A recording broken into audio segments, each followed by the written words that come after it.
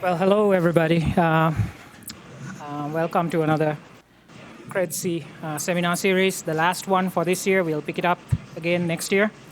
My name is Dilhan Rodrigo. I'm the Managing Director of CREDC. And it gives me great pleasure to have Juan Torres. He's the Associate Laboratory Director at NREL.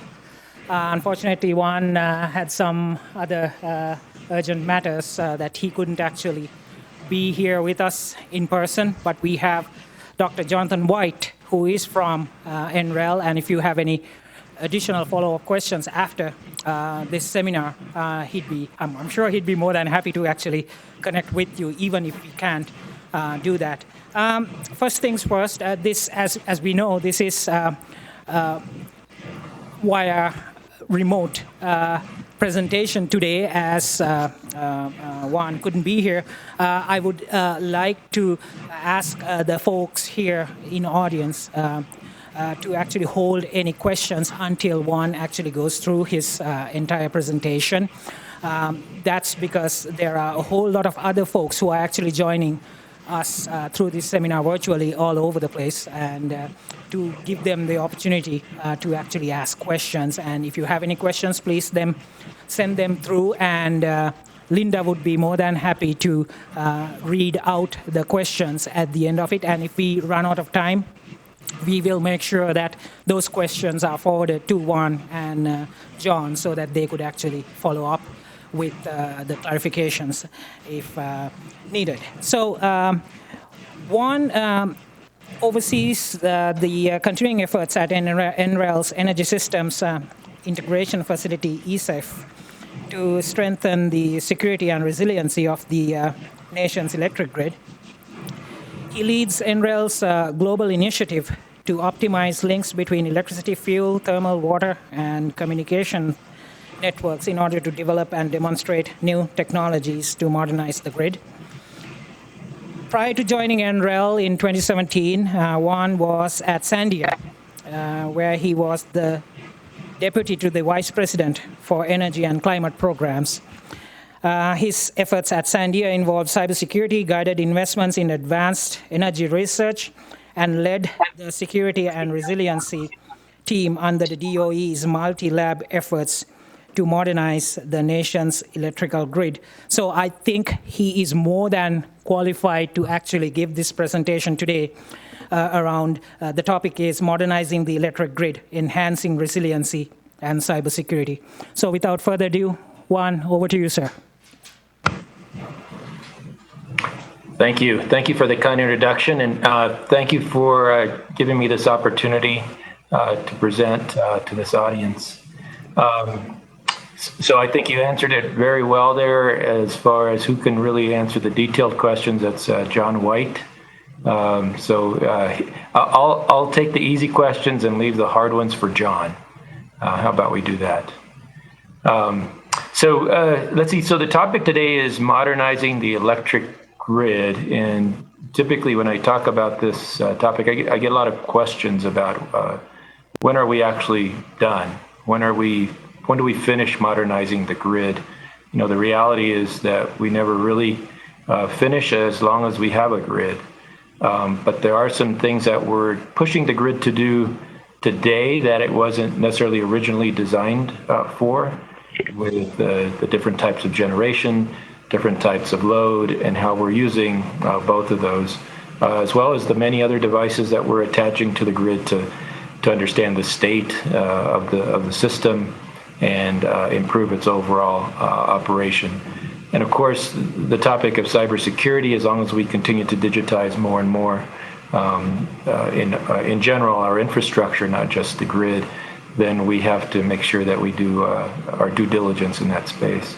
So I've got way more slides than probably we'll have time to go through, but I'll hit the highlights and hopefully hit some of the key concepts that are driving the modernization of the grid, as well as what some of the key research needs are and where NREL is working in this space.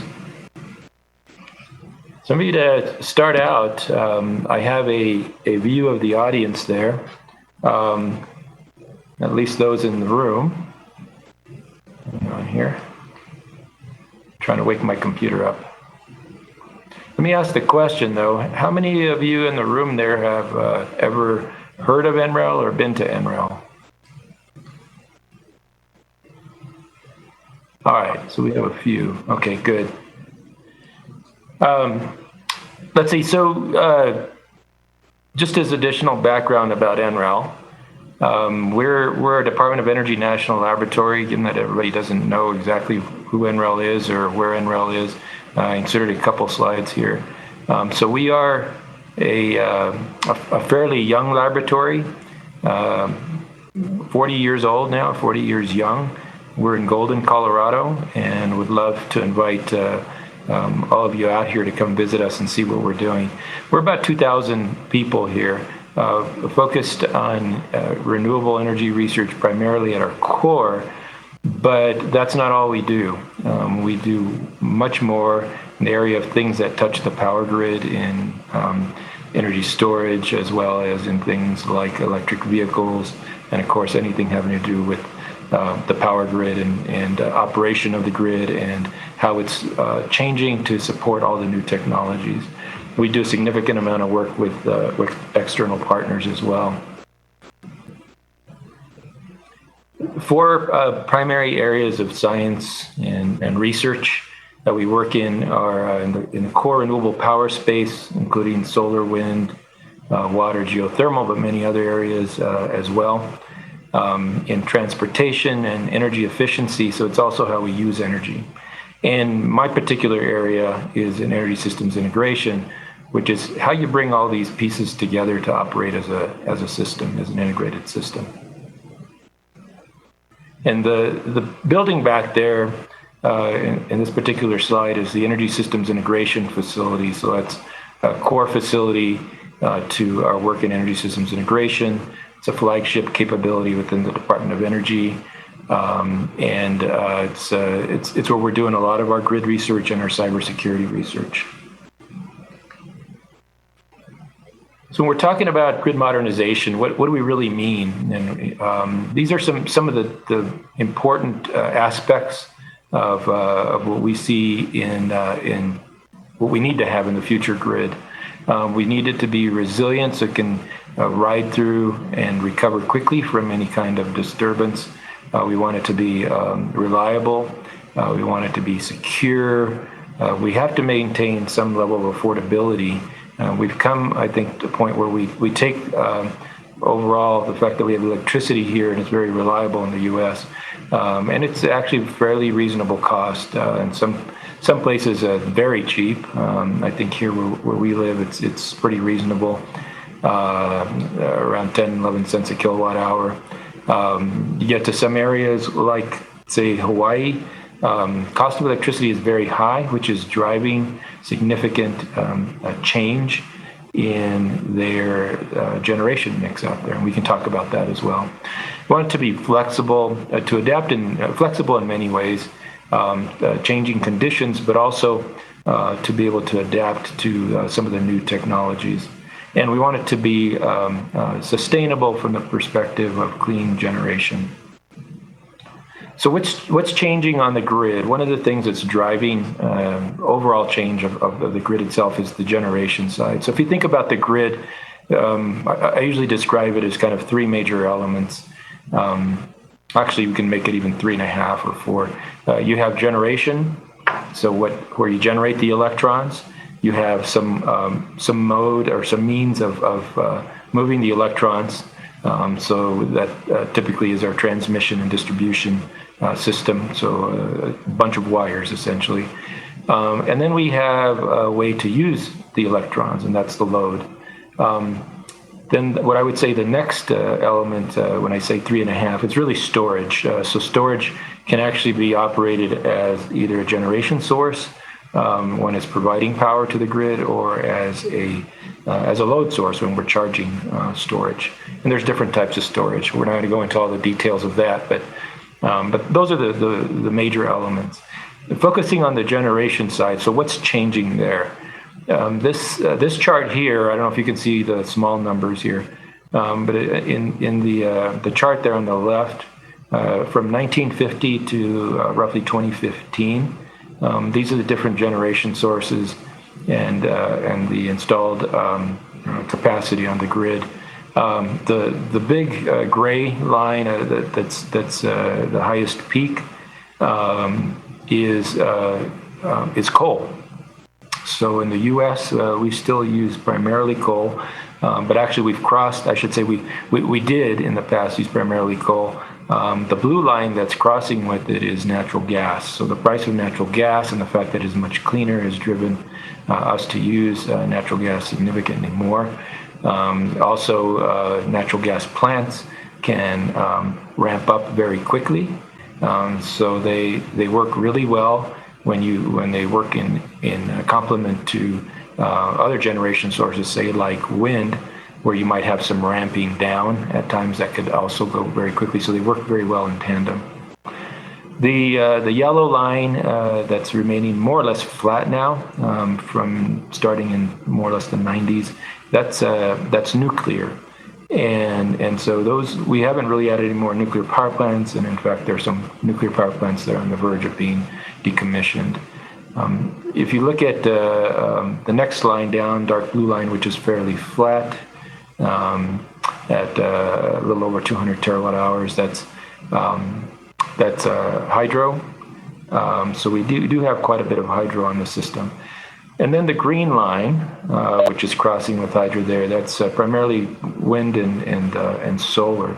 So you'll see that's on a steep climb, and this only goes to 2015, and it's more or less kept that trajectory.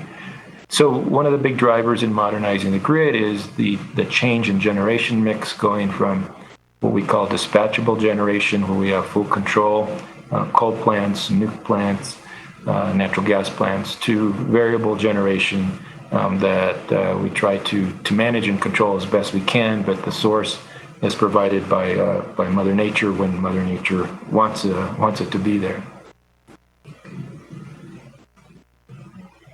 So one of the things to look at as we dive deeper into the renewable space, the solar area, approximately 56, and actually we're probably closer to 60 gigawatts of installed capacity. Wind, we're now over 90 gigawatts just in the U.S. alone. And a question there, I typically ask is, so how many wind turbines does that translate to? And the answer is it's approximately 54,000 wind turbines. So that's a lot of wind turbines, and I'll tell you why that's relevant a little bit later. On the solar side, it's we don't have a count there, because solar comprises multi-kilowatt scale, 3 to 5 kilowatt base systems at a residential installation to larger megawatt scale that might be on a rooftop or in a large solar farm. So those are a little bit harder to count as to how many actual systems and devices. So where the grid is also changing significantly, I mentioned the generation side, which in this diagram here is primarily on the left. You see, large centralized plants and wind and so on. Also, you can include solar. If we have large farms that can connect at closer to the transmission level. But I would say now below the substation, which is where the green line, dotted lines start here, is where we're seeing significant change. So up until about 15 years ago, most of the control of the grid was pretty much at the high voltage level, or at the transmission, subtransmission level is what we call it. But down below a substation, which is feeding the various loads, we did not have a lot of understanding of the detailed state of the grid. In fact, many of the systems that were used in outage management were pretty much just they were telephone call management systems to take in phone calls and triangulate based on where the phone calls were coming from, where potentially might be the source of the outage, which transformer might be out, which distribution line. Now we have much more understanding what's going on there. We're installing lots of devices there to give us a sense of the state of the grid. But when you go even beyond that, what we say is behind the meter. We're putting in smart meters and a lot of smart devices that have an impact on operation of the grid. So the various loads, which could be appliances, but also things like electric vehicles. And you can still have, you can install PV and energy storage systems there. So all of these systems now are adding to the complexity of the overall grid operation. And then when you have large communities, especially today, many of the new communities, and I think I've seen some new policies and legislation and things of that nature out west in California, where essentially new construction is being required to have a lot of these new technologies, in many cases now also required to have solar. So as that increases, as we get more smart communities, more smart buildings, and these can all have an impact on the operation of the grid, because just as you can impact the grid by a large generator being dropped off the grid or a large transmission line, large loads can also impact grid stability, coming on quickly or dropping off quickly. So this information here comes from NERC, the North American Electric Reliability Corporation. This is from a 2010 document, Critical Infrastructure Strategic Roadmap. They were trying to pull together and identify what are the main risks to the grid. This is still current. If you look at the left-hand column, I know it's pretty detailed. I'll point out what I'd like you to focus on. There are major categories of risk to the grid. So we have naturally occurring hazards up at the top, and those are things, they can be things that, from earthquakes to storms and tsunamis and things of that nature, but also includes geomagnetic disturbances, so electromagnetic types of impacts from solar flares on the sun. Then the next group is human-caused hazards. So these are things that are not malicious. These are unintentional types of hazards. Things like material spills, explosions, fires, interdependencies, or even just inadvertent error. And then there are human-caused intentional hazards. And so these are malicious in nature, criminal activity, civil disturbance. We have strike labor disputes, terrorism, physical attacks. Also directed energy weapons like electromagnetic pulses and cybersecurity. And then at the very bottom, we have technological hazards, which include equipment failure and local infrastructure kinds of failures. So the right-hand column identifies where NERC believes that the infrastructure owners, utility owners, and so on have a pretty good handle. They call those, or they identify those as plans typically in place. And I'll highlight those that they've identified as requiring additional attention. So geomagnetic disturbance is one, and then of course terrorism, physical attack, EMP, and cyber attack. So these have been identified by the infrastructure owners themselves, primarily on the bulk grid. NERC has jurisdiction, reliability, working with the infrastructure owners on reliability of the bulk grid, so from a substation up to the high voltage and generation side. So this is where the edge of the grid that we just talked about doesn't really fall into this space. That then becomes a responsibility of individual utilities.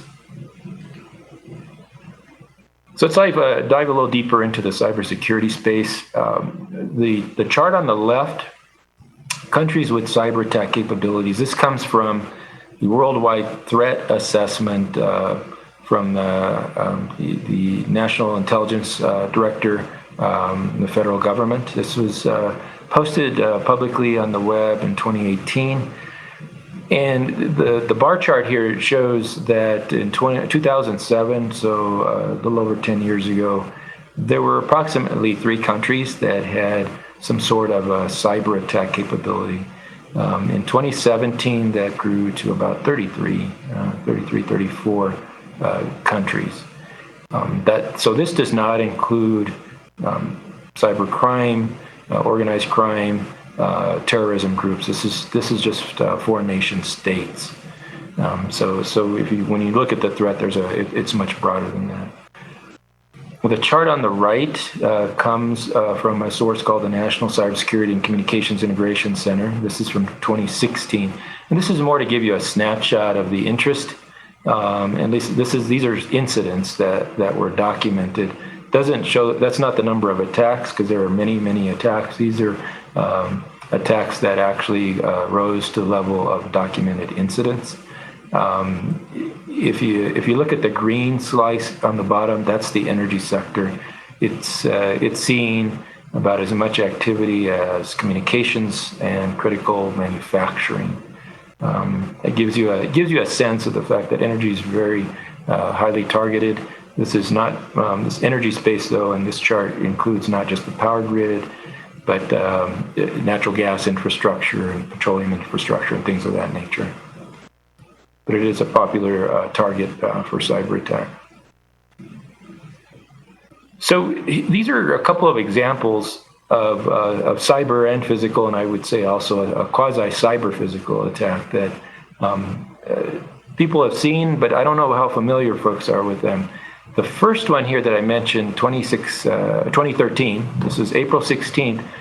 I don't know if anybody there recognizes the date. This was an attack at a substation in the San Jose area called the Metcalf Substation.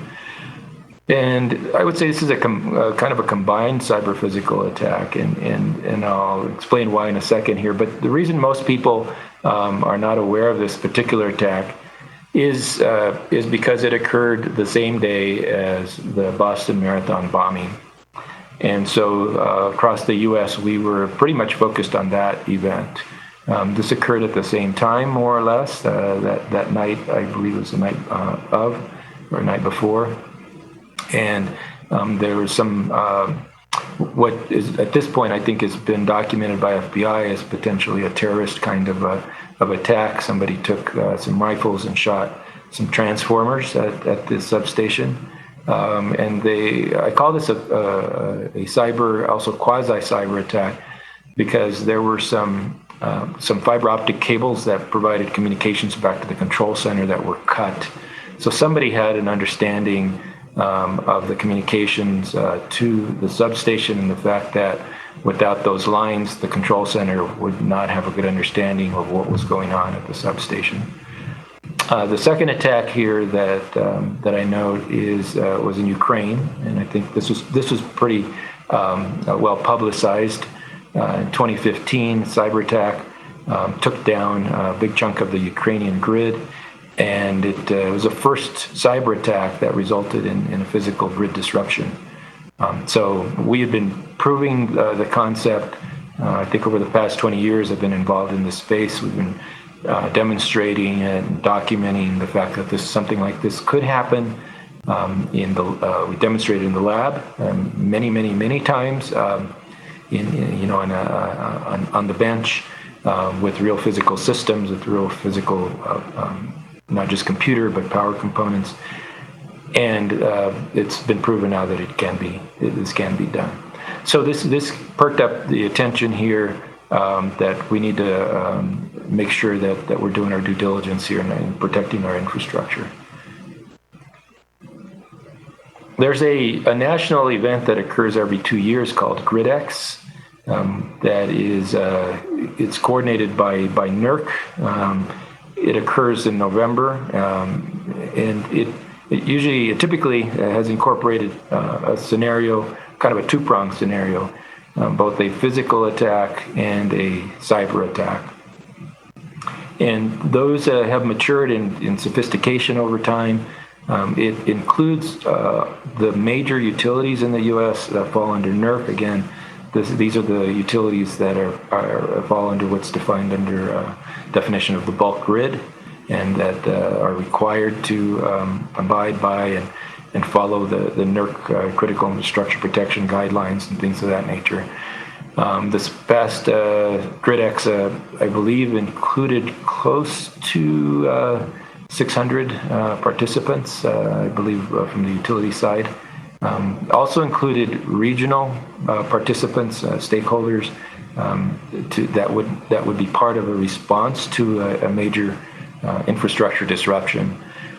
And also, in addition to that, it was the federal government, so it's included the FBI, who has jurisdiction over terrorist-based attacks. This is where things get a little complex. It included also the Department of Homeland Security, who has responsibility in case of a terrorist type of attack. So notice the subtle distinction there. If it's crime, if it's criminal, it's FBI. If it's a terrorism, it's Department of Homeland Security.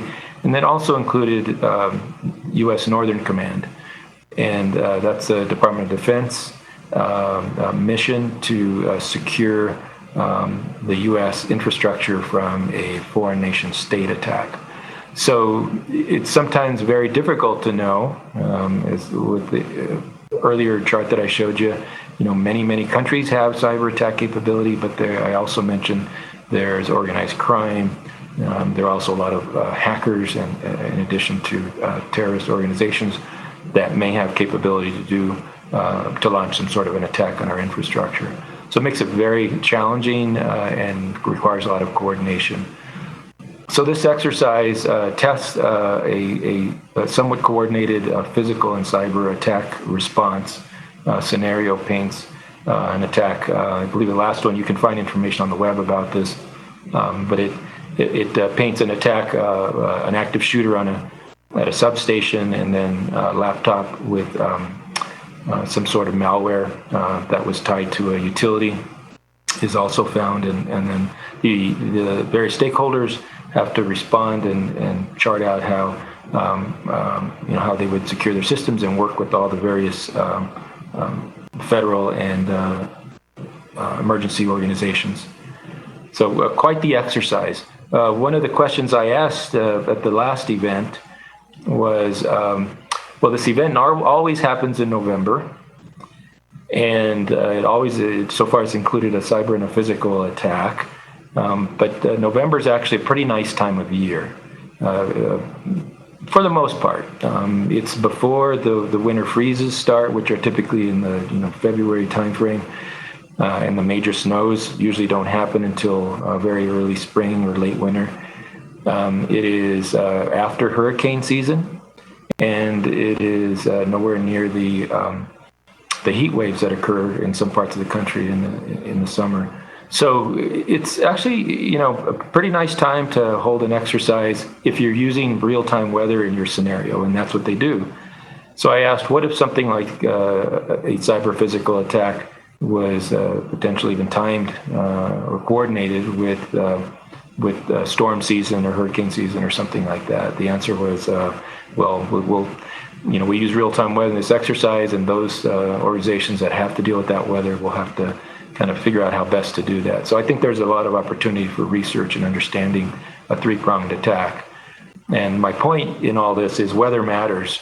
So it could, a cyber attack, a physical attack during a major weather event can exacerbate the issue, can make things more complicated in our understanding of what's actually occurring in the system. So it's an additional stressor. And it's something that we've been watching.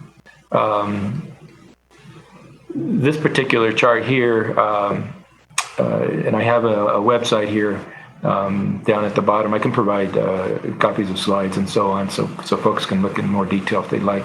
But this chart here tracks the economic impact of major recent events to our infrastructure. And if you look at the orangish bubbles here, the size of the bubble is somehow it's scaled to the size of the economic impact. So the biggest circle there in the middle is Katrina in 2005. 160 billion is what's estimated that cost the U.S. in downtime and reconstruction and everything tied to that in preparation and so on. Sandia was 70 billion. That was in 2012.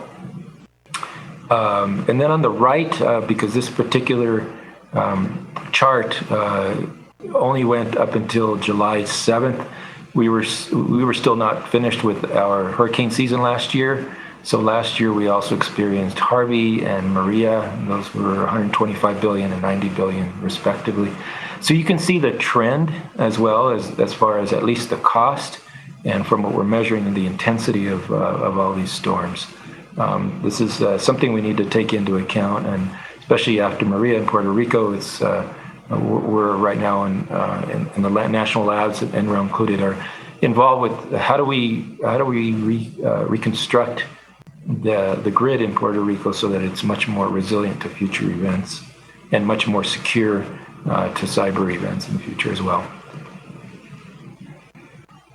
So I mentioned in the the NERC risk table the concept of geomagnetic disturbance, and this is a potential issue. There's work that goes on at NOAA, not far from us here in Golden, up in Boulder. It's the office that watches space weather, and they have quite a setup there. If you watch the detail, what's really going on, there are numerous flares, solar flares coming off the sun daily, and we're watching to see make sure that nothing is directly going to hit the Earth or potentially impact us, because something like this is has an electromagnetic element to it, and what that can do is affect our grid by essentially inducing currents on our transmission lines. It could lead to instabilities, could even potentially lead to damage of our grid. There's a report here that this references. This is the NERC 2012 report on GMD effects on the grid. So I encourage you, if you're interested, to look at that. And so why do we care? Well, this kind of a storm has actually affected the North American grid, actually more the Canadian grid, but it did touch a little bit into the U.S. grid in 1989. Hydro-Quebec was affected the most here. About 6 million people were impacted, and there was an outage of about nine hours. So this is all very real. So what's the punchline here? Punchline is that as we're addressing security and resilience needs, as we modernize the grid, we're a lot smarter about the things that can potentially harm the grid. The grid's over 100 years old. Back then, we did not have the understanding, the insight of GMD. Physical attacks, actually even up until, I would say, the 1980s, were pretty minimal. I did some research when I was working in this space back about 20 years ago, trying to find documentation about attacks on the U.S., physical attacks on the U.S. grid. What was documented at the time were board hunters taking shots at insulators on some transmission lines, and that was about it. During the 80s and 90s, we added a much more digital technology to control the grid. And so those were not things we thought about 100 years ago. So we're in a different place now, and of course the storm and natural disaster aspect of it is also increasing. So how do we look at all of these things? I think we need to take into account the risks associated with modernizing our grid based on the spectrum of threats. So I'm going to jump a little bit into some of the things that we're doing here at NREL in grid modernization. We are part of a bigger team. I'm co-lead in something called the Grid Modernization Laboratory Consortium, which is it's under the Department of Energy. It was set up in 2015 approximately, and the Department of Energy then has utilized this capability to advance research in partnership with the various stakeholders, the owners, the operators, and academia, who are also doing significant research, which is one of the reasons that we're there visiting University of Illinois. Is we need to bring a lot of heads to the table to work on some of the very, very challenging, complex problems in the grid. So these are the 13 labs that comprise what we call GMLC, the Grid Modernization Lab Consortium. We have 6 teams that have been formed under this consortium. So at the co-lead area, I'm in the NREL bubble here. I work with my colleagues at PNNL. And then we at NREL also lead 2 of the teams, devices and integrated systems, and I also lead personally the security resilience team. And I'll talk a little bit more about what we're doing there. But just so we don't lose sight of the other teams, institutional support in modernizing the grid, it's important that we have business models, regulatory structure, policies that align and enable the technical aspect of the grid, the infrastructure and architecture of the grid, and so on. So institutional support is critical. If those don't align, we won't optimize or maximize the use of the technology. Devices, integrated systems are looking down at everything from power electronic devices and how individually and how you tie these together as a system. Sensing and measurement allows us to have a better understanding on the state of the grid and then how we can better operate it accordingly. System operations and control is really focused on a couple aspects. One is architecture of the future grid. How, as we move from what we have primarily now as a more centralized control of the grid to more and more decentralized aspects of the grid with things like microgrids, network microgrids, nested microgrids, distributed generation, and so on. A lot more distributed resources are changing how we architect and control the grid. Planning and design tools are more of the software models and tools to help us understand how we can improve the design of the grid and how we can operate it real time in a better way as well. There's a new call coming out for proposals here in the January timeframe, and that's we're seeking the right partners for proposals in that space. John can talk to you more about that if you have questions. So I talked quite a bit about this concept of resilience and what does it really mean.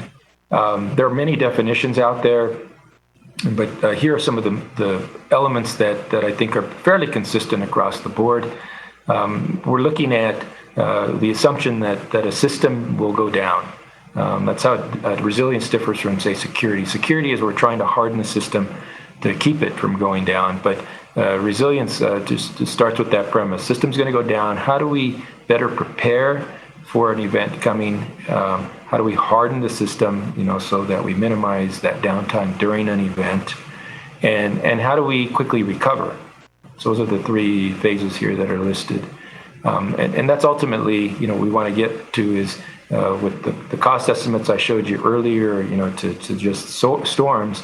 That's very costly for the system to be down. There are billions of dollars economically lost from a major event like a storm. But even if you look at the 03 outage, the East Coast outage, the fact that businesses were not able to operate had a huge impact on our economy. So we want to be able to minimize that downtime, minimize the cost of recovery and reconstruction as well. In the GMLC Security and Resilience team, we came up with a framework that made sense to take an all-hazards approach. So we started with the Cybersecurity Framework developed by NIST, the National Institute for Standards and Technology. And they have a framework, I believe 2014, they came up with one and they've revised it since. But it was a nice framework to look at more or less any kind of threat. So we started with that. You can find more information about GMLC online as well if you do a search on Department of Energy Grid Modernization Initiative. But under security resilience, we came up with the framework here. That comprises these 5 major elements: identifying, understanding the threats, protecting and hardening the system to those events. If something does occur, can we detect it and can we differentiate and determine what it is? Is the disruption caused by a physical event? Is it a squirrel, or is it a tree, hitting a power line, or is it a cyber event? And I think, as I joke, I think my biggest fear is a squirrel, jumping on a tree while it's trying to hack and with a cyber attack, right? Well-trained computer hacking squirrels are my biggest fear.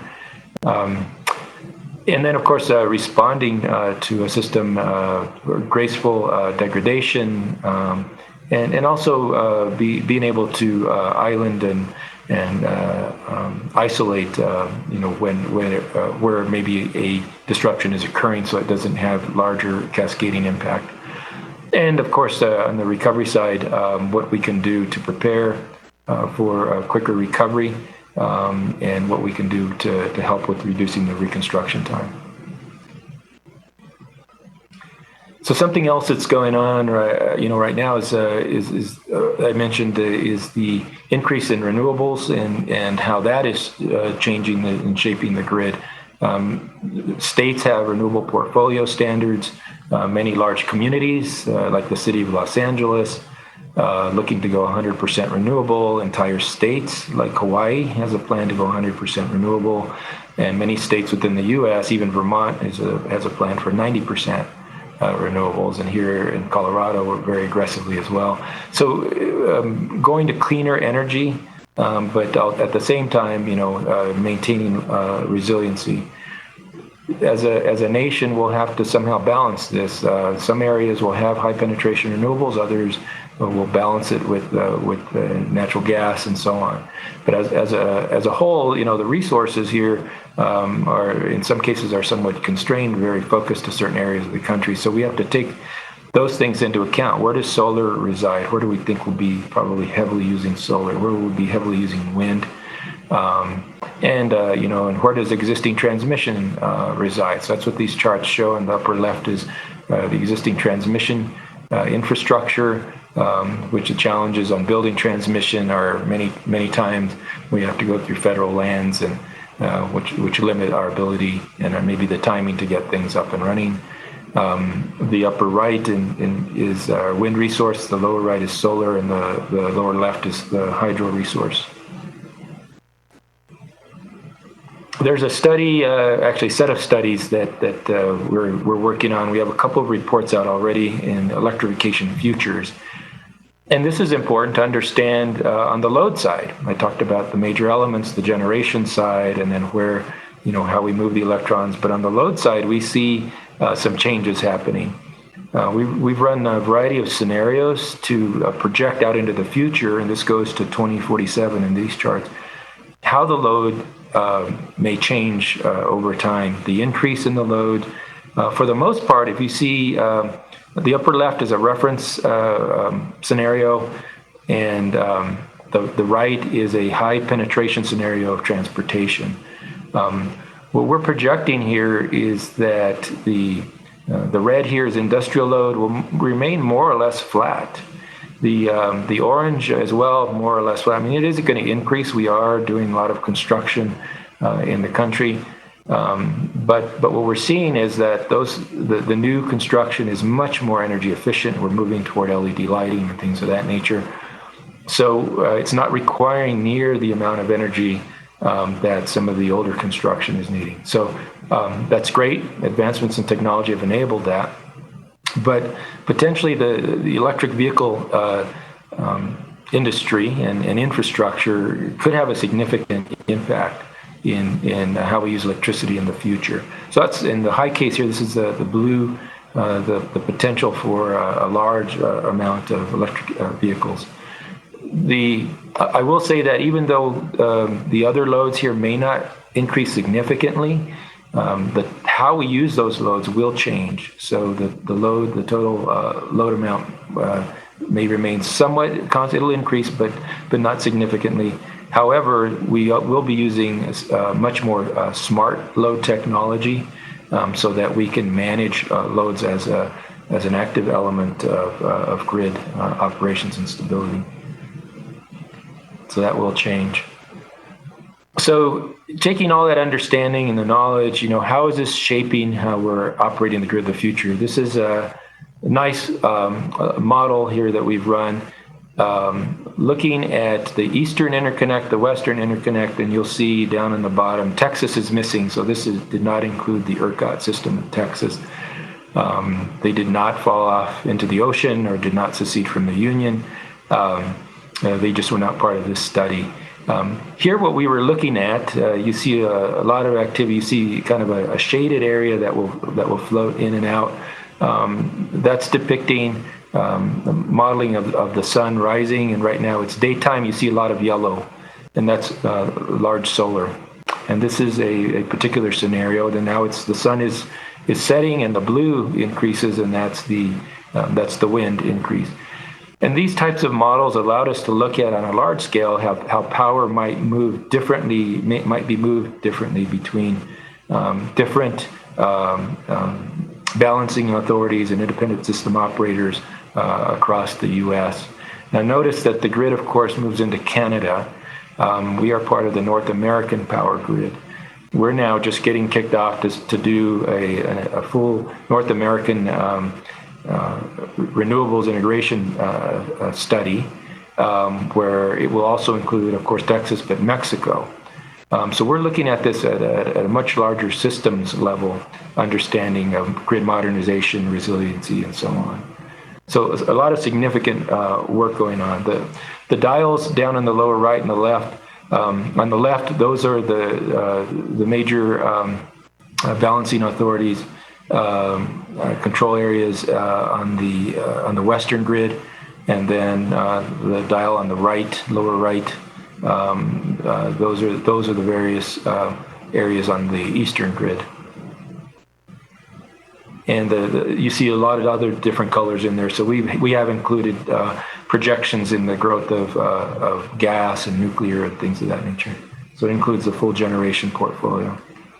So I'm going to wrap up here in a second. I've already mentioned the North American Renewable Integration Study, so keep an eye on that. There's going to be a lot more coming. Keep an eye on our website. There'll be a lot of reports coming out from those studies. So where's the grid going? It needs to be much more intelligent. The amount of information that we're putting in front of users is increasing, the amount of sensing, and even being able to the grid to more quickly respond to a major outage.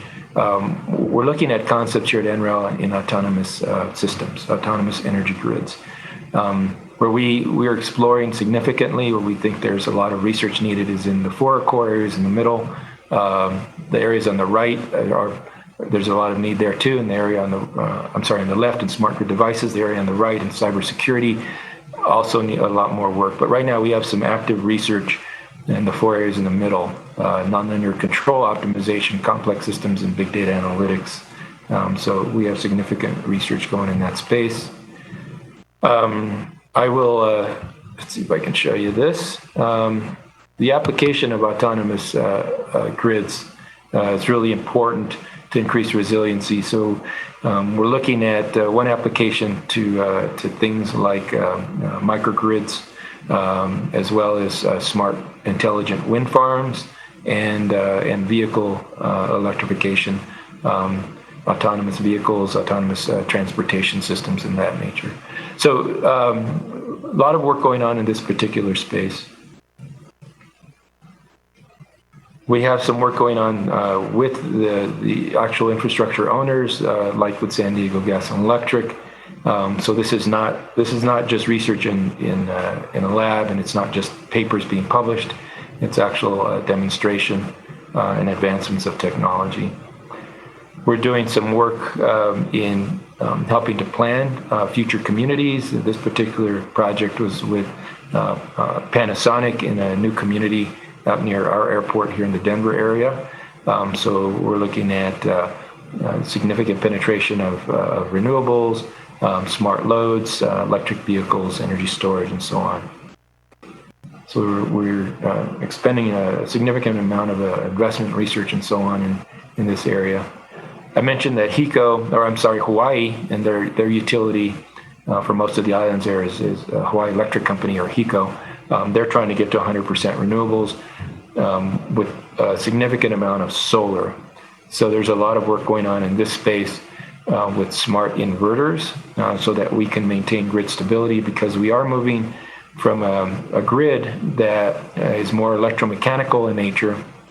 So now we have concepts of mechanical inertia that are creating inertia to manage stability on the grid, to now where we don't have large rotational machines, large magnets, at big power plants, to now we have power electronics in small inverters.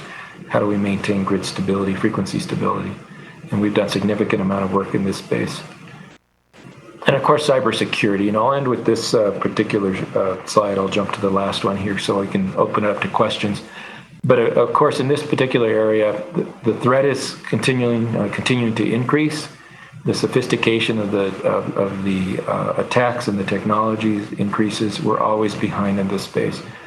So my belief is that we need to just migrate to more inherently resilient systems, with the assumption that things could go bad, but how do we make them more resilient to minimize impact to all kinds of attacks, not just cybersecurity. Okay, so I will leave it at this point. I want to thank you for the opportunity, and I'd like to speak to you, and I'd like to open it up to questions.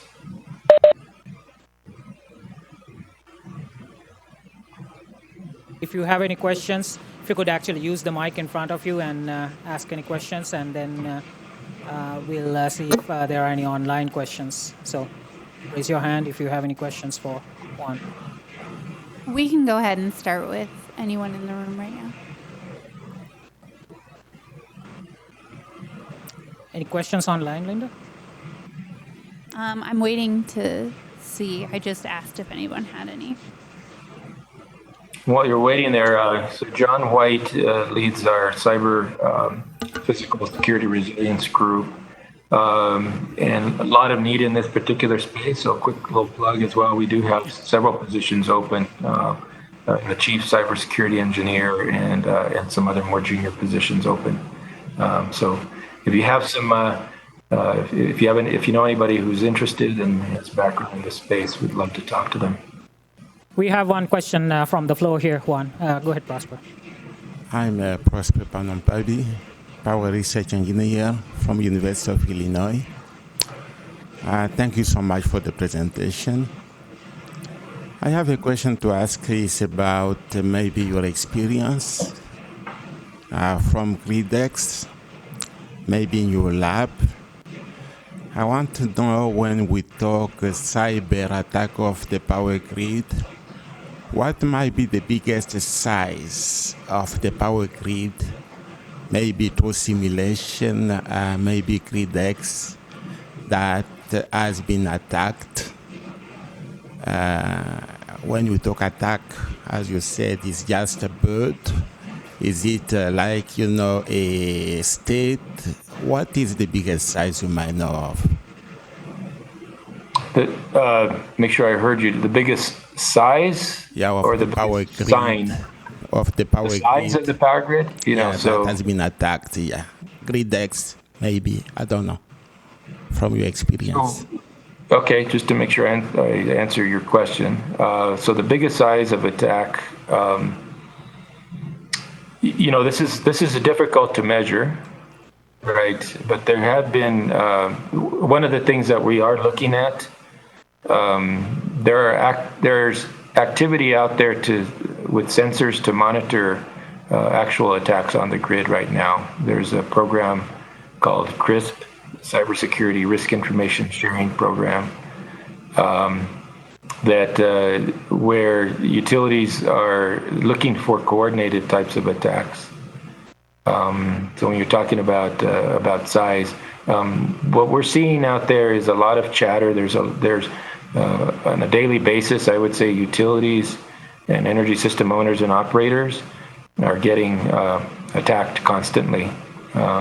They do have firewalls and a lot of different types of devices to monitor and measure that. What we're looking at is there anything significant that can cause a large-scale outage? How coordinated maybe the adversary might be, because maybe an adversary is choosing to hit multiple sites, multiple devices, multiple utilities for particular reasons. Difficult to one to measure, but it's something that what we're trying to understand is what is the risk from these various attacks.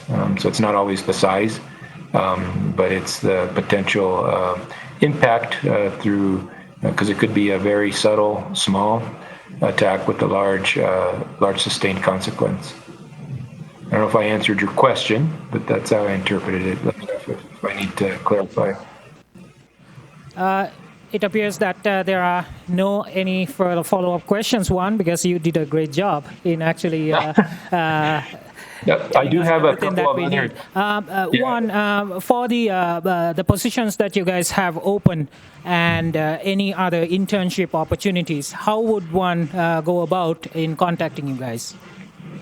So you can go to our website at nrel.gov, and you can from there find a link to career and job opportunities.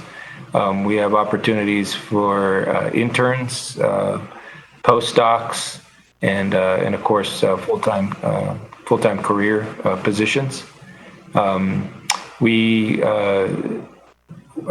We're not limited to just U.S. citizens, so you'll have to look into the individual positions and see what the requirements are there. Some may require a little bit more security background checks and different things of that nature. So I would encourage folks to take a look at the website.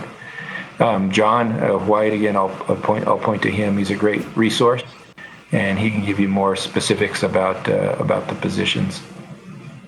I actually had a follow-up question prepared, but you actually answered that. So thank you very much, Juan.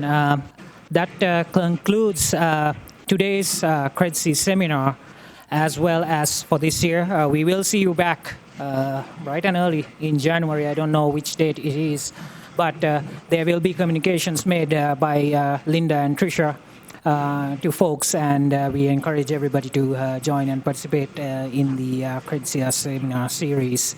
I would like to thank Juan for actually taking the time to actually make this great presentation to us.